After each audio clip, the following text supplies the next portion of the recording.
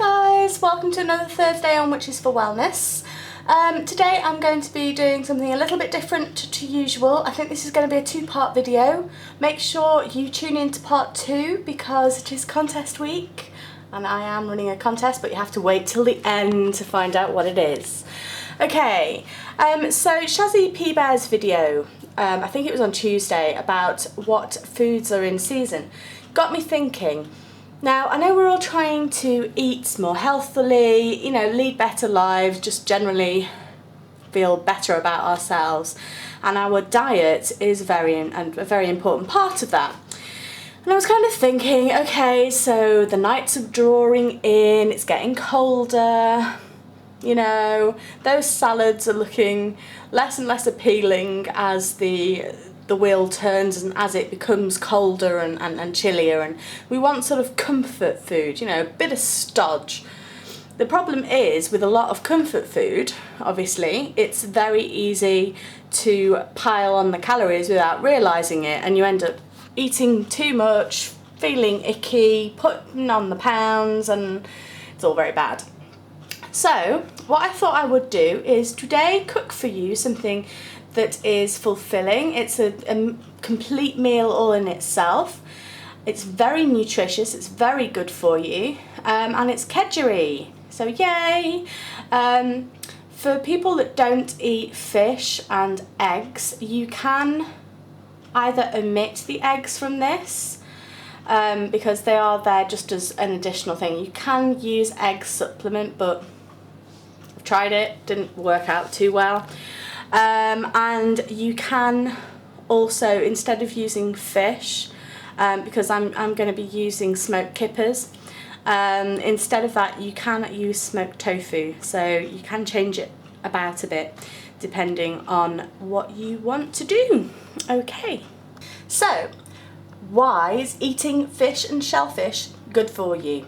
Well, okay, oily fish or fish that are rich in oils are really very good for you. They are full of omega-3 fatty acids, which are very important for overall well-being, and actually there is research that shows that if you increase your levels of omega-3, then this can help or be beneficial for treating things like depression, also for irritable bowel syndrome, and lots of different complaints. They're good for lowering cholesterol, and generally an all-round great thing for you. And if you eat oil-rich fish once or twice a week, then you should be getting enough to see an improvement in your general health.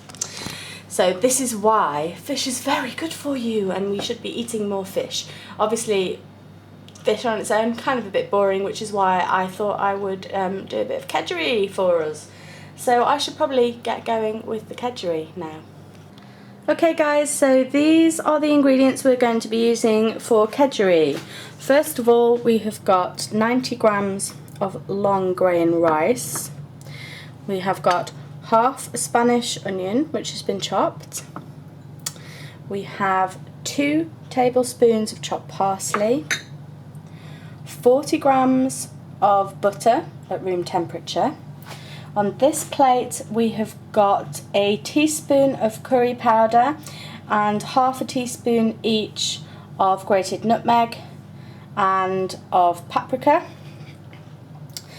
2 hard-boiled eggs which have been chopped. I'm actually going to be using some prawns in this dish as well, so this is 200 grams of cooked prawns. And in this jug I have 400 grams of kipper, and the reason they're in this jug, they're in a jug of boiling water, and we're letting them sit in there for sort of 10 minutes or so, and then what I'll be doing is skinning them and flaking them with a fork. So I will show you when I'm doing that. We also need freshly ground salt and pepper. Okay, so the first thing that we're doing is we've brought to the boil 600 millilitres of salted water, to which we are now going to add our spices, so our nutmeg, our curry powder and our paprika. Okay, and we're just going to pop those in there. So once all of those are in there, give this a quick stir around before adding our 90 grams of long grain rice. Okay, so what you want to do with your rice as well is after you've popped it into the boiling water, give it a stir round. You need to just stir it around to stop it sticking, to disperse the starch and things. And you want to bring this back to the boil, and once this is boiling you then turn it down to a simmer. See, it's come straight back to the boil for me.